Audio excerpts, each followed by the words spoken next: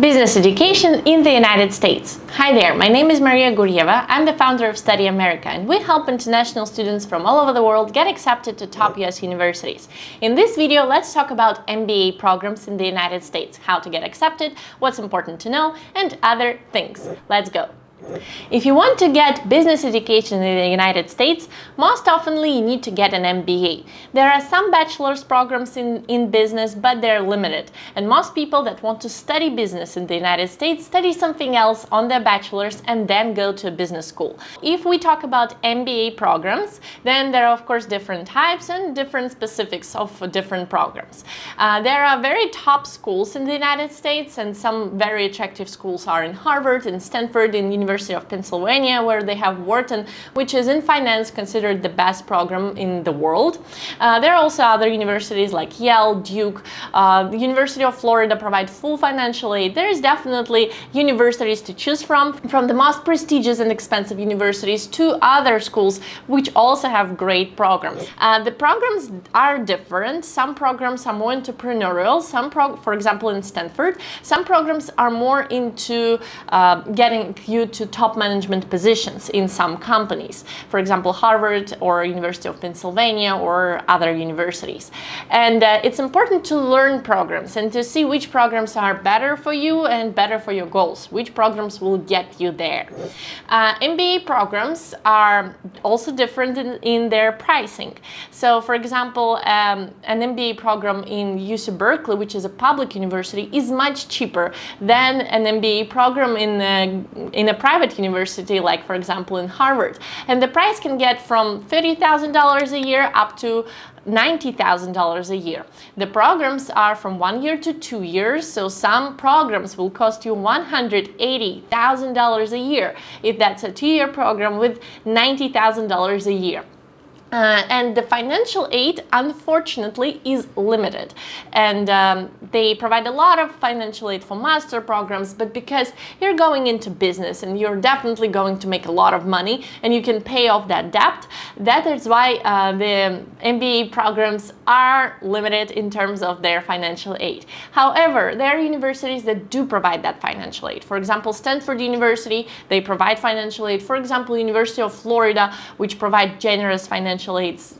Duke University, which also has a great business school, provide financial aid, and some other schools, so there's definitely something to choose from. In order to get accepted to an MBA program, you need to go through quite an interesting and somewhat hard process. You need to prepare your exams, and it's either GMAT or GRE. GMAT is more widely considered, but if GMAT is not what you like and you prefer GRE, most of the programs also accept GRE. So these exams are two options to choose from. You can choose which is easier for you. But GMAT is more popular in order to get accepted to an MBA program because this exam was specifically designed for MBA programs.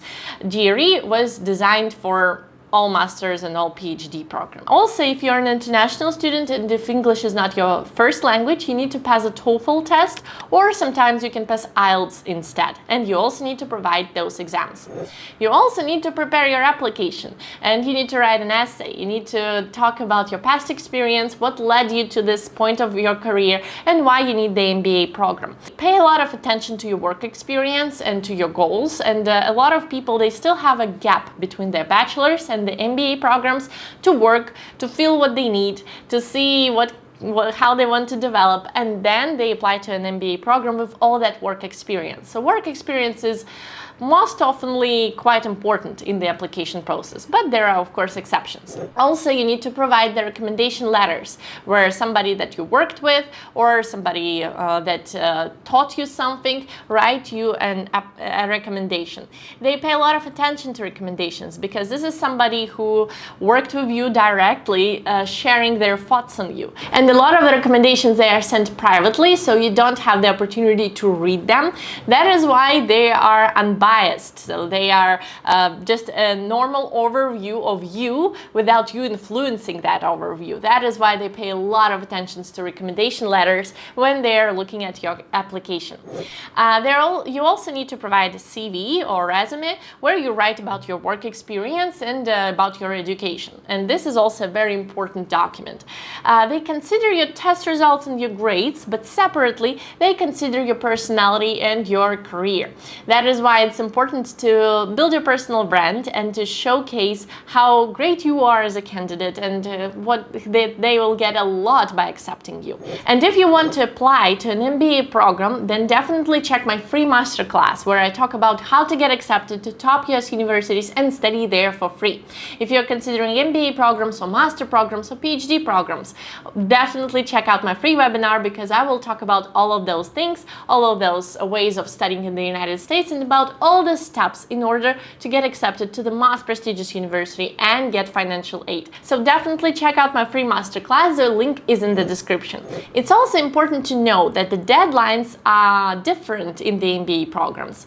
And in a lot of programs, the first deadline is as early as in September. Start your studying in the next September. 1 year before that, in September, you need to have everything ready. So a lot of people have this misconception when they think that they need to start preparing a year before they start studying, and they have the entire year, but this is not the truth. You're already late because the deadline already passed.